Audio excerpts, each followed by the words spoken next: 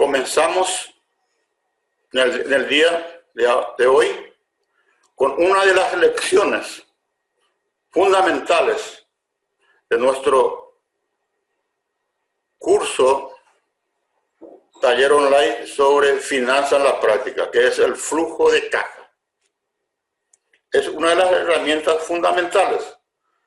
Y ya le expliqué el por qué es una herramienta fundamental para las pequeñas empresas. La razón principalmente es que la gran mayoría de las empresas pequeñas, ya sea del país o del exterior, no tienen una estructura de funcionarios suficiente para poder llevar una buena contabilidad. Una buena contabilidad implica tener balances, tener estado de resultados y flujo de caja. Pero si no tenemos funcionarios suficientes, obtenemos informaciones muchas veces atrasadas, muchas veces incompletas, y eso hace que esas informaciones sobre balance y estado de resultados prácticamente no tienen utilidad para la gestión financiera de una empresa.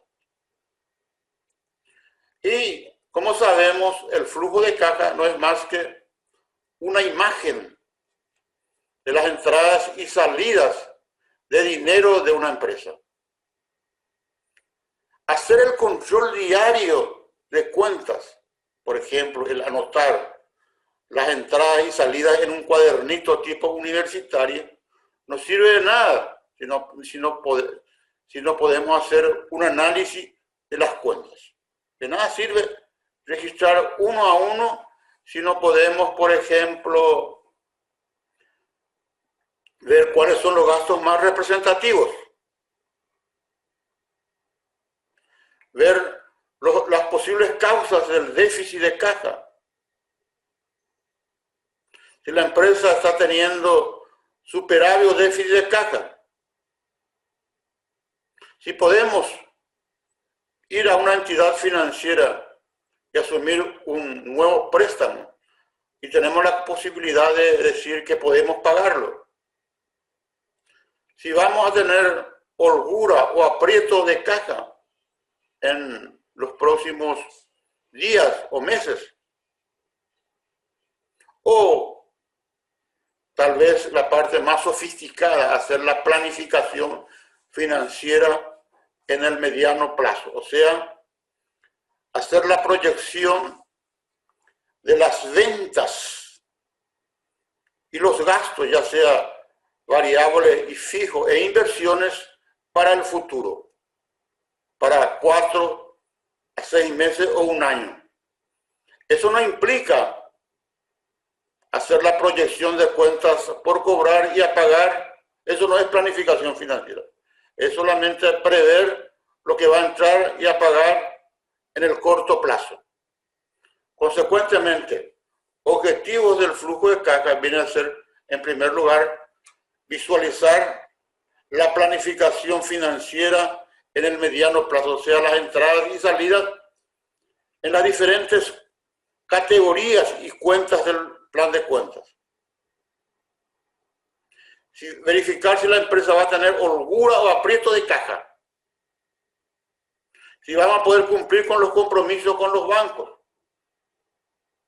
Si vamos a tener superávit o déficit de caja. Ver las causas de ese déficit de caja. ¿Dónde está? Hay algunos gastos que son incomunes que podemos reducir su monto y de esa forma reducir el déficit. Bueno, y lo más importante, en base a esta información financiera tenemos que hacer el análisis financiero. O sea, solamente hacer registro de entradas y salidas de dinero no es es solamente control financiero, pero de nada sirve para el análisis financiero. Lo más importante es hacer el registro de las entradas y salidas de dinero y en base a eso tomar decisiones en cuanto a los puntos mencionados acá. Bueno, para entenderlo mejor, ya que es mejor ir directo, para entenderlo mejor, esto es una, ¿cómo se dice? Una fotografía obtenida de nuestro software de flujo de caja. Aquí entonces, como mencionábamos, los 5 conceptos que manejamos, ¿verdad?, en el plan de cuenta y que debemos entenderlo muy bien, viene a ser, en primer lugar, están los ingresos de ventas.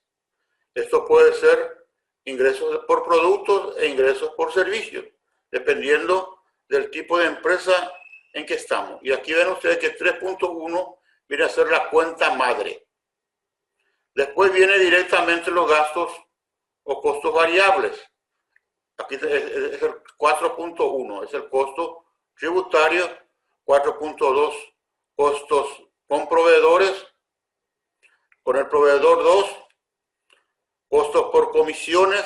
4.4 y 4.5, otros costos. Estos pueden variar. Esto podemos adaptarlo a la empresa en particular. Y de la resta de ingresos por ventas en dinero, con los costos variables en dinero, obtenemos lo que se llama margen de contribución. Esta margen de contribución, como mencionábamos ya anteriormente, es diferente del margen de contribución que se utiliza en la contabilidad, ya que aquí solamente estamos considerando dinero que entra y dinero que sale. Sin embargo, en la contabilidad que utiliza el sistema de lo devengado, ingresos por venta vienen a ser ingresos ya sea en dinero o a plazo. Por solo hecho de realizar las ventas ya tenemos el ingreso por venta independientemente del cobro. También los gastos variables, independientemente de incurrir en esos costos variables, independientemente del pago, nosotros ya consideramos como costos variables. Vale también para los costos fijos. Aquí tenemos las diferentes categorías de costos fijos. Gastos por transportes, o sea, podemos, por ejemplo, si es una consultora, tener pasajes, combustible de estacionamiento, otros gastos de transporte. Gastos de alimentación de nuestros consultores, gastos financieros, la tarifa bancaria, tarifa operativa de tarjetas, intereses bancarios y otros gastos financieros. Esto es diferente de las transacciones no operacionales. Esto se refiere a gastos financieros para poder ofrecer el servicio. Esto es diferente de las salidas no operacionales. Estamos hablando aquí de gastos por tarifas bancarias en que nosotros incurrimos directamente en ofrecer, en vender o ofrecer el servicio. Esto hay que atenderlo muy bien, ¿verdad? En la práctica poder diferenciarlo bien, los gastos financieros fijos de los gastos no operacionales, con las salidas no operacionales. Esto es un punto que tenemos que tenerlo muy en cuenta. Tenemos gastos de personal. Lógicamente acá tenemos que mencionar el salario de los funcionarios. Y una cosa muy importante que vimos ya en las primeras lecciones, que es el salario de los socios. Ahí vimos que era necesario que los socios, como cualquier funcionario, tengan un sueldo. No ir a la empresa, y como es suya la empresa, retirar el dinero para gastos de personal. Eso es en el negocio. Eso es como si fuera a utilizar a la empresa como un cajero electrónico. El socio debe tener un salario como cualquier funcionario y debe vivir de ese salario. O sea, tiene la parte de IPS, lógicamente. IPS para los funcionarios, muchas veces tenemos que prever la parte de indemnizaciones y otros gastos con personal. Aquí el IPS viene a ser la parte de aporte patronal. Bueno, es importante entonces esto, los gastos de personal, los gastos con servicios de tercero, al contador, al abogado y otros gastos de terceros. Estos son gastos fijos. Lo importante es, aquí como mencionamos anteriormente, principalmente en los gastos financieros, hacer una buena distinción de lo que es salidas no operativas con las salidas, con los gastos financieros que están dentro de los gastos fijos. Después tenemos otro gasto, además tenemos los gastos de mantenimiento de equipos, los gastos administrativos. Si nosotros, como ven ustedes acá, del margen de contribución le restamos estos gastos fijos, vamos a tener un resultado que podemos llamar superávit o déficit de caja antes de inversiones.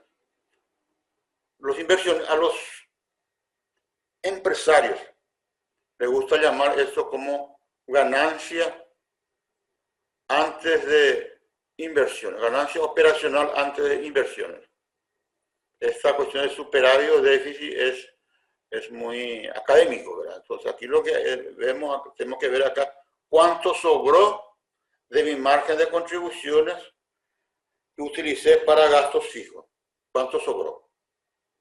El margen de contribución, como su nombre dice, se utiliza para cubrir los gastos fijos, o se contribuye a los gastos fijos, contribuye a las inversiones.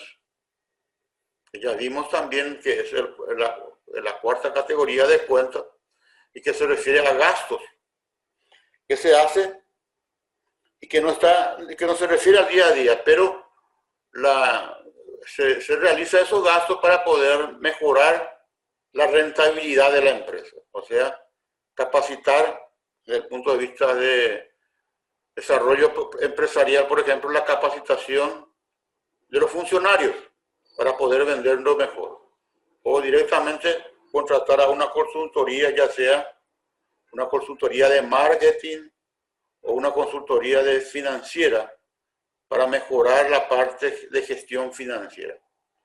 Las inversiones en bienes materiales, compra de equipos, compras de equipos informáticos. Entonces, estos son inversiones. Se realiza si uno tiene dinero y su objetivo básicamente es para mejorar el retorno de la empresa. Y lo más importante aquí está bien hacer las inversiones de marketing. Es decir, en papelerías, con la agencia de publicidad, en nuestro sitio, la propaganda a través de Internet. Esto está muy en boga ahora. La gran mayoría de las empresas ya recurre a través de una promoción por intermedio de Internet. Email, promociones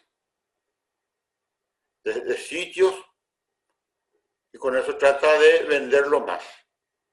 Y ahí tenemos, lógicamente, como resultado, la ganancia operacional de la empresa. Esa es la información más importante para una empresa. Aquí, lógicamente, lo ideal sería que este resultado sea positivo. Solamente en casos muy excepcionales y por un periodo muy corto esto puede ser negativo. Si esto se alarga en el tiempo, la empresa está ya tildado a la quiebra. Entonces, esto solamente en casos de muy corto plazo y excepcionales. Es negativo. Siempre debe ser positivo. Lo único que podemos dejar aquí hacer es no invertir. Y en este caso, si no invertimos, lógicamente, vamos a tener una ganancia antes de inversiones, que tiene que ser positivo en todos los casos, porque esto es el resultado de una empresa de vender, llevar en cuenta los costos variables y los gastos fijos. Entonces, por último, tenemos en el flujo de caja las entradas y salidas no operacionales. Tenemos las entradas no operacionales como entradas con las inversiones que realiza un tercero, entradas con préstamos, entradas de dinero de socios y otras entradas no operacionales. Y como salida tenemos el pago sobre las inversiones, el pago a los préstamos, el pago a los socios en concepto de dividendos y otros pagos no operacionales. Normalmente, cuando hablamos de socios, el capital ya no se devuelve, ¿verdad? Eso ya queda en la empresa. Lo único que se hace es el pago de dividendos. Y este viene a ser la ganancia neta. Pero como me le mencioné en esta presentación, la información más importante es la ganancia operacional, ya llevando en cuenta las inversiones, y que se espera que sea positivo, y si es negativo debe ser un aspecto bien coyuntural. Bueno, esto nosotros podemos ver en nuestro software. Está solo los efectos de repasar. Acá tenemos, en el tilde la parte de flujo de caja. Como les mencioné, este software está en portugués, pero los títulos, pero las cuentas, como ven ustedes acá, son en español, guaraní.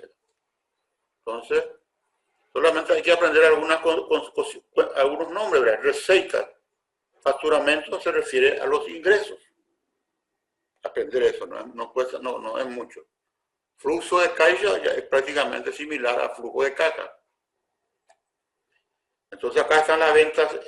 Esta sería una empresa típica comercial, ya que para registrar que tiene varios productos, ¿verdad? Entonces para registrar los ingresos se lleva en cuenta la venta en dinero, la venta en tarjeta, puede ser también la venta a través de otra herramienta, como sería de facturas.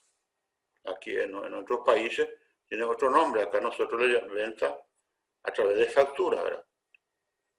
Tenemos también, puede ser venta en tarjetas de débito, etc. Cuando es venta en cheque ya es dinero, ¿verdad? Entonces esto se registra como dinero. Bueno, después de eso, después de la receta, entonces viene a los gastos variables en el punto 3.2. Esto, como mencionábamos, esto ya viene en forma automática.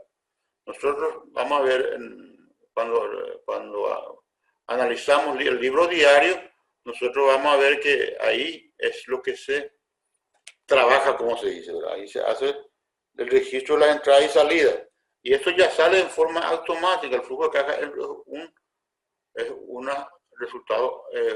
un producto automático. Es decir, y todo depende del plan de cuenta, como mencionamos, ¿verdad?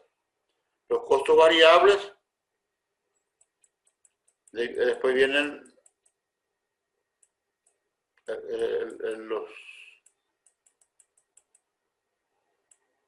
los gastos fijos. Aquí también hay otro nombre un poco diferente, que es la despesa fija. En este caso son los gastos fijos, pero las cuentas ya están en español, ¿verdad? No hay problema, ¿verdad? Por último tenemos las inversiones, le llaman investimento también. Está un nombre muy parecido a las inversiones, se llama investimento, pero las cuentas, como mencioné, ya están en español. Y por último tenemos las entradas no operacionales y la salida no operacional. Esto, como le mencioné, ¿verdad? Una vez que uno realiza el registro en el libro diario, esto es como sale automáticamente con un solo clic. Es por eso que en los primeros días del mes siguiente, el día 1, si nosotros tenemos al día nuestro libro diario, nosotros podemos obtener todas estas informaciones con un solo clic, abriendo la cuenta, ¿verdad? Podemos tener el flujo de caja diario, podemos tener ya el planeamiento financiero, podemos tener el análisis del flujo de caja, podemos tener gráficos y el detalle de cuentas a pagar y a recibir. Y podemos hacer lo más importante, el análisis del flujo de caja. Esto vamos a ir viendo ahí en lecciones posteriores, para no agotar todo eso en una sola vez. Entonces, acá lo importante es, volviendo a nuestra presentación,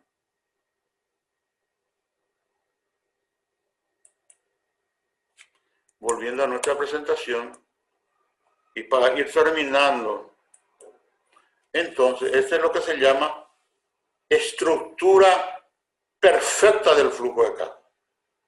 Esto no se ve en la gran mayoría de los sistemas que están en el mercado. Tenemos la entrada, que en este caso el ingreso por venta, menos costos variables, que es en dinero también. En este caso no es la compra de la mercadería, sino el pago a los proveedores. Tenemos, que es igual, restando las entradas, los costos variables, tenemos el margen de contribución. O sea, contribución para la cobertura de gastos fijos e inversiones. Y aquí tenemos algunos resultados. El primer resultado es el margen de contribución. Esto, lógicamente, esto debe ser positivo. Si es negativo, nosotros ya estamos fracasando. ¿Qué implica si esto es negativo? A medida que vendemos, estamos perdiendo más. Entonces no puede ser esto. Esto tiene que ser positivo. El resultado operacional, después le restamos los gastos fijos, el resultado operacional, esto también tiene que ser positivo. Solamente en algunos casos, por un periodo muy corto, se puede mantener negativo y hacer las correcciones necesarias en los gastos fijos para transformarlo en positivo. Después vienen las inversiones, restando las inversiones. Esto, lógicamente, se llama el resultado operacional neto. Esta es la información más importante. Todo esto, como ven ustedes, son movimientos operacionales. Y esto debe ser positivo, solamente en casos excepcionales negativos y en corto periodo de plazo. Y por último, tenemos las transacciones no operacionales. Como resultado final, el neto. Si nos encontramos una empresa muy endeudada, con problemas financieros, lógicamente, a pesar de tener un resultado operacional neto, ese resultado neto puede ser negativo, porque tiene mucha salida de pago de préstamos, de intereses. Entonces, eso le puede llevar a un resultado neto negativo. La empresa, en sus operaciones, obtiene resultados positivos, pero como consecuencia de sus operaciones negativas, por el hecho de estar muy endeudado, eso se transforma en formación una empresa con resultados negativos. Esto es lo muy importante de esta estructura, ¿verdad? Porque rápidamente, con solo dar un clic, uno ya puede determinar si la empresa, en dónde está el problema. El problema está en el margen de contribución, si es muy baja. O el problema está en el resultado operacional, va a implicar que tiene gastos fijos muy altos. o el problema está en el resultado operacional neto, o está en las inversiones. O directamente el problema está en las operaciones no operacionales, una empresa muy endeudada. Entonces podemos encontrarnos diferentes situaciones. Entonces es importante, le recalco de nuevo, ¿verdad?, de entender bien estos conceptos de ingresos por venta, gastos variables, gastos fijos, inversiones y actividades no operacionales. Entender bien los conceptos, ya que de eso depende una buena estructura del plan de cuenta y como consecuencia, como vemos acá, el flujo de caja también va a tener una buena estructura. Con esto entonces terminamos esta lección. Ya vieron ustedes un pantallazo al plan de cuenta. Y como le mencioné, ¿verdad?, como resumen final de esta presentación, el único trabajo que vamos a hacer, dos trabajos vamos a hacer nosotros. Primeramente, estructurar el plan de cuentas. Y ahí tenemos la gran ventaja de que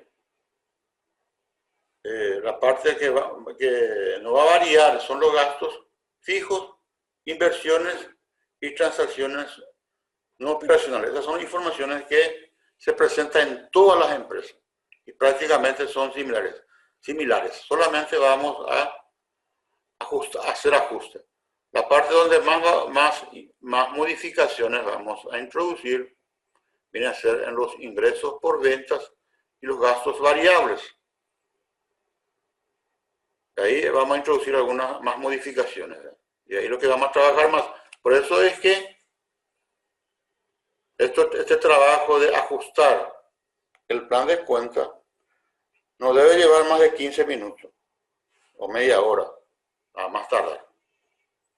Pero, ¿qué implica eso? Que estamos manejando bien los conceptos, los 5 conceptos mencionados. Bueno, entonces vamos a ir viendo, haciendo otras presentaciones referentes a nuestro curso. Gracias, señores.